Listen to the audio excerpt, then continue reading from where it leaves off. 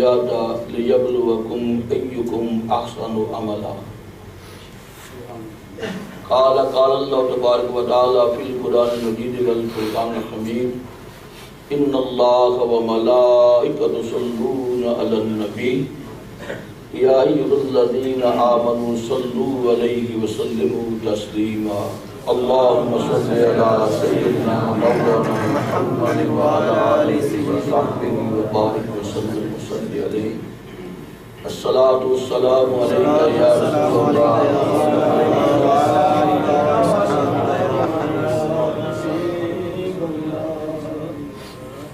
آگاہ اپنی موت سے کوئی بشر نہیں، آگاہ اپنی موت سے کوئی بشر نہیں، سامان 100 برس کا پل کی خبر نہیں۔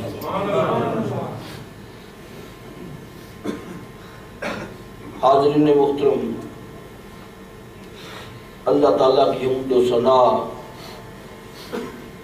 اور لامحدود درود سرکار مدینہ سور سینہ احمد مجتبیٰ محمد مصطفیٰ صلی اللہ علیہ وسلم کی بارگاہ میں ہدیہ عقیدت کے بعد جملہ قائدین و بستگان تحریک منہاج القرآن انٹرنیشنل یونان اور عظیم ثنا خان صدر منہاج نعت کونسل محترم سجاد احمد قادری صاحب و جملہ ثنا خان مصطفیٰ صلی اللہ علیہ وآلہ وسلم دور و دراز سے آج کی اس محفل پاک میں شرکت فرمانے والے میرے دوست، میرے بھائی، میرے بزرگوں، آج کی اس محفل پاک کا انعقاد ہمارے بھائی سجاد احمد قادری صاحب کی بابی جان ہمشیرہ صاحبہ کی روح کو اصالِ ثواب کے لیے ہے۔ حال ہی میں ان کا انتقال پاکستان میں ہوا، انا للہ و انا الیہ راجعون۔ اللہ تعالیٰ بتقاضۂ بشریت ان سے جتنی بھی خطائیں ہوئی ہیں معاف فرمائے اور انہیں اللہ علیین میں جگہ عنایت فرمائے۔ آج کا ہمارا مل بیٹھنا، یہاں اکٹھے ہونا ایک خاص مقصد ہے۔ کیا ہے؟ تو جو ہے نا آپ کی بھائی، میں زیادہ وقت آپ کا نہیں لینا چاہتا، مجھے پتا ہے آپ تھکے بھی ہیں، کچھ پریشانیاں بھی ہیں نا، تھکے بھی ہیں، تو زیادہ وقت میں نہیں لوں گا، بس 15 منٹ تقریباً زیادہ سے زیادہ آپ کے لوں گا۔ اگر آپ نے 15 منٹ توجہ سے سن لیا تو امید آپ کے پلے کچھ پڑ جائے گا۔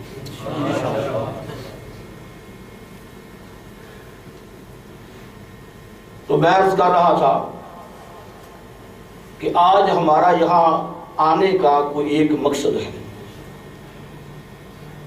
اور وہ مقصد یہ ہے کہ جو ہم سے بچھڑ کر اس دنیا میں آنے کے بعد چلے گئے، ان ہی میں سے ایک کا نام آتا ہے جو ہماری بہن چلی گئی، اس کے لیے آج اصالِ ثواب کے لیے اکٹھے ہوئے ہیں۔ تو جس طرح وہ چلے گئے اس طرح اپنی باری پہ ہم بھی چلے جانا۔ تو جب چلے ہی جانا ہے تو پھر اللہ سے پوچھ لیجئے، یا اللہ ہمارا اس دنیا میں آنے کا کوئی مقصد بھی ہے، اور مقصد ہے تو وہ کیا ہے؟ اللہ تعالیٰ نے اس کائنات میں کوئی چیز بھی بلا وجہ نہیں بنائی۔ ہر ایک چیز کو، جس کو بھی پیدا کیا، اس کو پیدا کرنے کا کوئی نہ کوئی مقصد ہے۔ تو جب کائنات میں ادنا سے ادنا چیز کوئی پیدا کی گئی ہے جس کو ہم نگاہ سے دیکھتے ہیں، اس کا کوئی نہ کوئی مقصد ہے، تو اشرف مخلوقات ہے، اس کا مقصد ہی کوئی نہیں۔ انسان کو اللہ نے اشرف مخلوقات بنایا ہے، تو جب اشرف مخلوقات بنایا تو اس کے آنے کا بھی کوئی مقصد تو ہے نا۔ اس کے لیے ساری کائنات سجا دی گئی تو کوئی مقصد تو ہوگا۔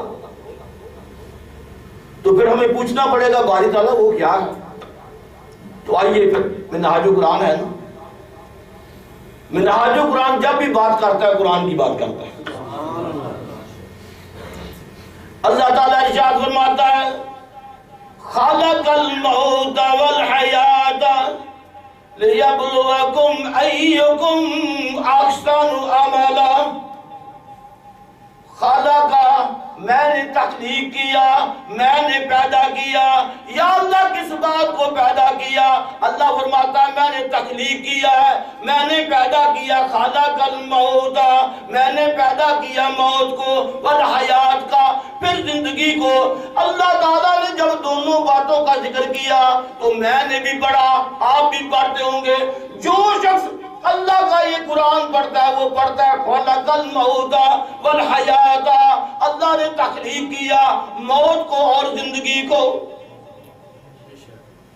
دو چیزوں کا ذکر آ کر موت کو اور زندگی کو. اور پورا قرآن اٹھا لی، جہاں پر بھی اللہ نے زندگی کا تذکرہ کیا ساتھ ہی موت کا بھی کیا.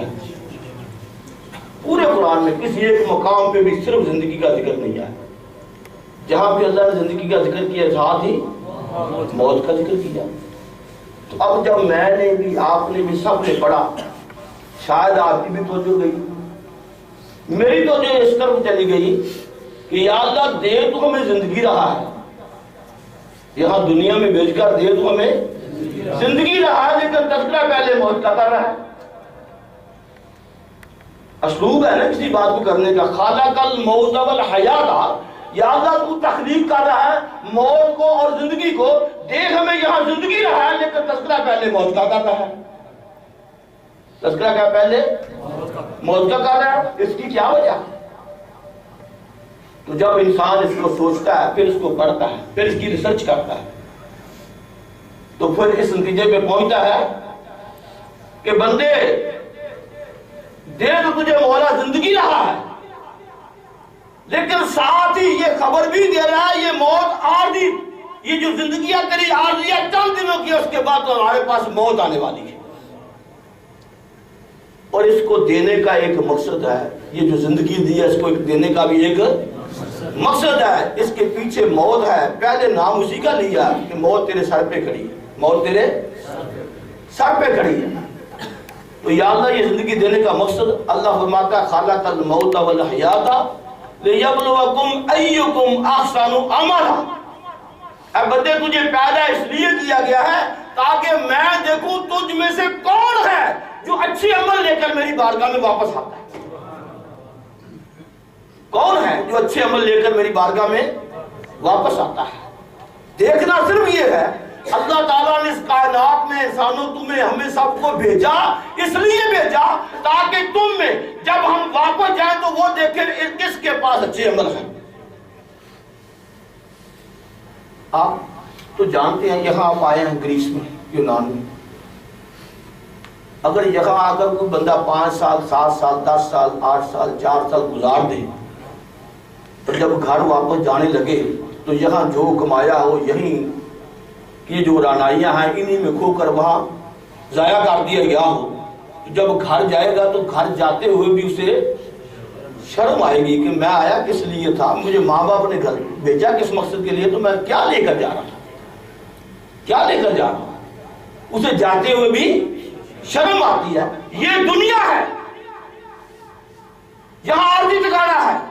آپ کو پوچھنے والے صرف وہاں آپ کے ماں باپ یا بہن بھائی ہوں گے، ماں باپ یا بہن بھائی ہوں گے، اور نہیں کو پوچھے گا. وہ پوچھے گا کہ تم گئے کہ تمہیں بھیجا تھا کس لیے بھیجا تھا، لے کر کیا آئے ہو. ارے بندو، غور کا مقام یہ ہے کہ یہاں صرف اللہ کی مخلوق سے مخلوق پوچھنے والی ہے، لیکن وہ مقام کیسا عجیب ہوگا جہاں مخلوق نہیں پوچھے گی، خود خدا پوچھے گا. خود خدا پوچھے گا بندے تجھے بھیجا تھا کسی مقصد کے لیے، لے کر کیا ہے، لے کر کیا آیا ہے. میاں محمد بخش آفر کھڑی رحمت اللہ تعالیٰ نے اسی لیے کہا نا، آج تھوڑا پاس وقت ہے نا آپ کے پاس، انہوں نے کہا لوئے لوئے پر لے کڑی ات جے تد پانڈا کرنا، لوئے لوئے پر لے کڑی ات جے تد پانڈا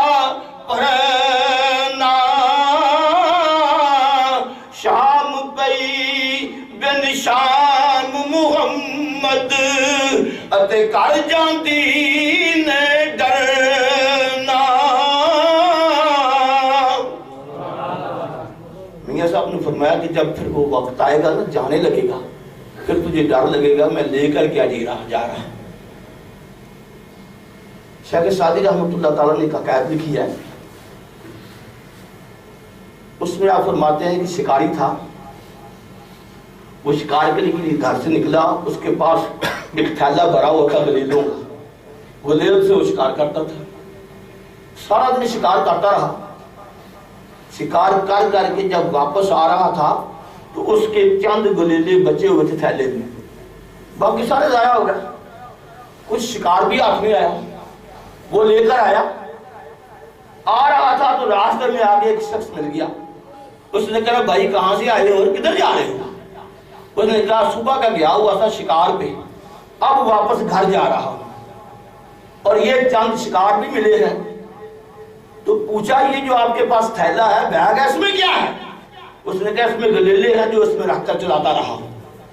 اس نے کہا یہ دکھاؤ تو صحیح. جب دیکھے تو وہ جوہری تھا, شراب تھا. اسے پتا چل گیا کہ اصل میں یہ گلیلے نہیں ہیں, یہ تو ہیرے ہیں, ان کی تو قیمت بڑی ہے. اس نے کہا یہ چند بچے ہیں, بتا ان کا کیا لینا چاہتا ہے, اس کی قیمت کیا ہے؟ تو اس نے کہا شکاری نے کہ تو کیا دیکھ سکتا ہے؟ اس نے کہا میں ان کا 1 لاکھ روپیہ دیتا ہوں. جب اس نے یہ سنا تو دم بخود ہو گیا. ان چاند کی 4 جو باقی بچے ہیں ان کی قیمت 1 لاکھ ہے. اتنا تھیلا بھرا ہوا تھا, اگر سارا ہوتا کتنی قیمت ہوتی. کسی دم بخودی میں وہ بے ہوش ہو کر گر پڑا.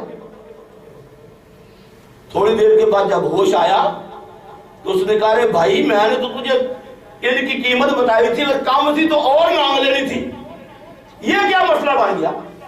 تو اس نے کہا تھا ارے بھائی بات اور ہے, بات اور ہے.